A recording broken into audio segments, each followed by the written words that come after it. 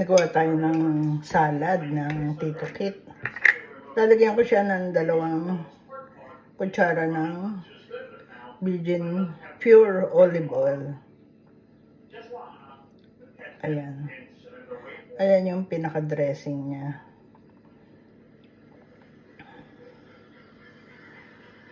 At lalagyan natin siya ng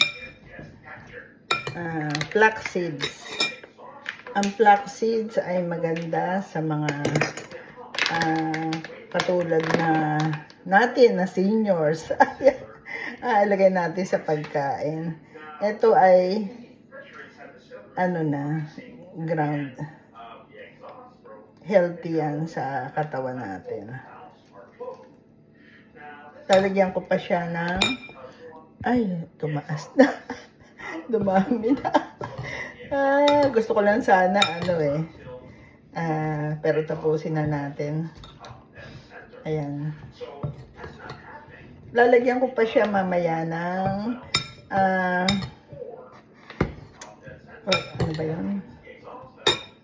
Lalagyan ko siya ng sesame seeds. Abangan.